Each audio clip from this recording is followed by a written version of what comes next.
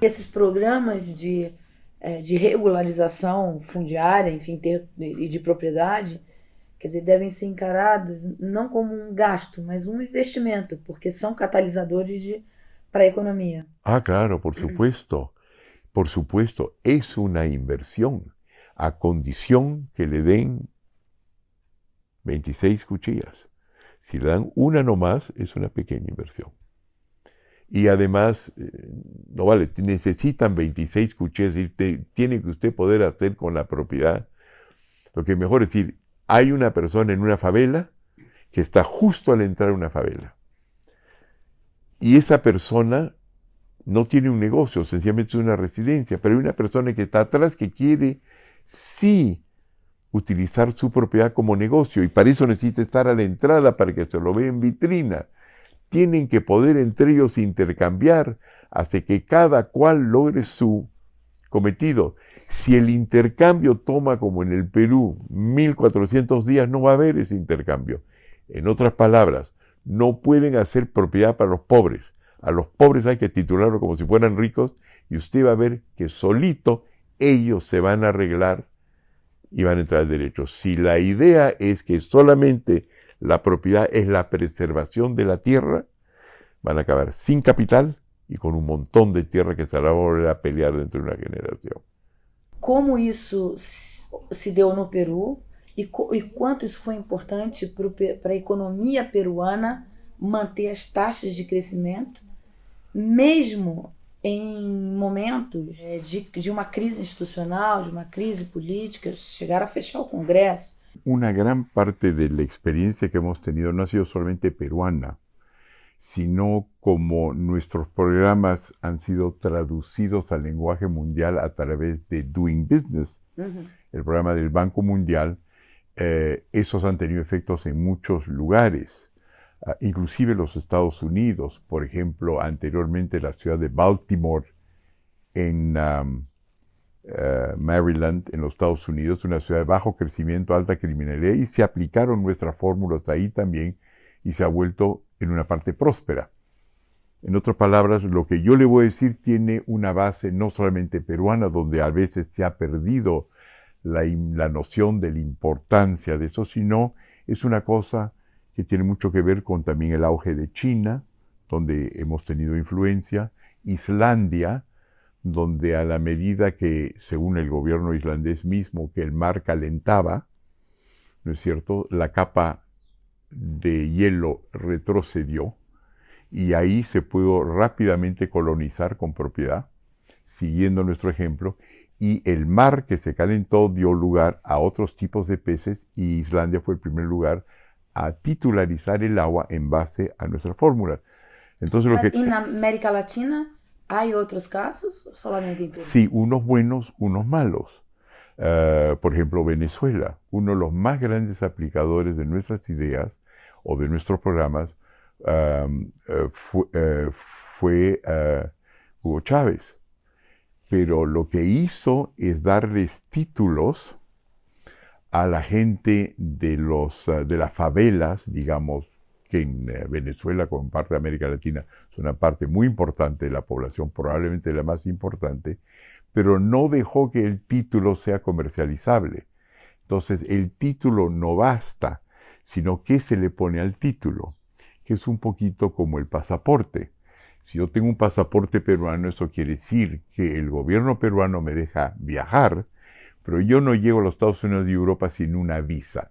Entonces, a ese título hay que ponerle varias visas. Até porque o título de propriedade, ele ajuda a alavancar recursos, com crédito, enfim. Por la razón siguiente, uno, la propiedad identifica en varias formas que no lo hace ni la tarjeta de identidad ni el pasaporte. El título de propiedad da no solamente la relación, si está bien hecho, de la persona con relación a la tierra, el animal o la máquina, sino da también la relación con otros seres humanos.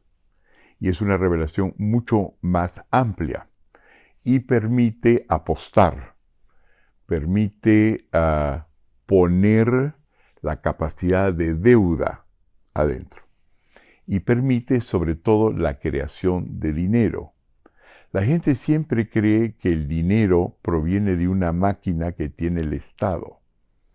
En los Estados Unidos, la máquina del Estado para producir dinero se llama el Fed, que es por supuesto el Banco Central de Reserva de los Estados Unidos, pero producen 3% del dinero de los Estados Unidos. El resto es básicamente producido por bancos, cosa que la gente no se da cuenta, o agentes financieros con libros de doble entrada. Por un lado entran títulos, pero formulados de tal manera que en su conjunto se los llama capital, porque no es dinero, es capital. Es decir, es valor en potencia.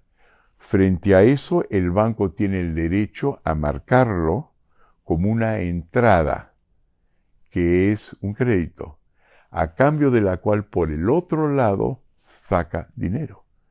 No necesariamente en la forma de cash, poca gente comercial, sino de créditos, de obligaciones, documentos de deuda. Y de esa manera es que básicamente lo que el Banco Central de Reserva hace es poner las tasas de interés, reglamentar los bancos. Pero el dinero no es pero el dinero que emite el 90% de los bancos centrales de reserva, por lo menos en los países desarrollados, son la apuesta del banco contra un activo que está bien documentado.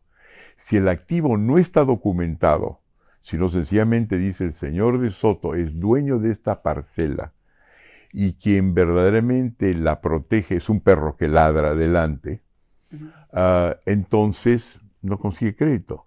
El banco necesita de un documento que esté bien acreditado. ¿Qué pasa en muchas partes de América Latina? Es que somos víctimas de la elegancia arcaica del derecho romano, que piensa que todo lo que se refiere al poder de la propiedad está normado por el derecho a la propiedad. Y ocurre que la mayor parte de reglamentos que norman la propiedad no están en el derecho a la propiedad, sino están en el derecho financiero, el derecho familiar, el derecho municipal. Y si esos no se han integrado al título, entonces el título ya no puede viajar por todos esos lugares, incluyendo el banco. Por eso es que la titulación en lugares como el nuestro, en el Perú, por un lado, el solo hecho de saber que uno no tiene que pagarle sobornos a un policía para estar a salvaguardia, para que no le hagan una trafa, para que no le hagan una cosa mala, ya es un efecto. Pero el efecto pleno lo tiene si el título también es negociable. Y mientras más negociable sea, mejor. Entonces, cuando el título es como el mercado, si yo tengo café de Brasil, si yo tengo cualquier producto brasileño, pero solamente lo puedo comercializar en Bahía, no en Sao Paulo o en Minas Gerais, y no lo puedo comercializar en los Estados Unidos y en China, eso va a valer mucho menos, es un producto local. Isso foi o que aconteceu na Venezuela, ter limitado o uso do título da propriedade. Claro, lo que hizo Chávez, a quien yo conocí, y le vendí el programa en su momento, es que sí logró una cosa que es importante, que era que estos cuyo terreno no era reconocido como suyo, ya fue lo suyo, eso ya crea confianza, es una primera visa, si se quiere en el pasaporte.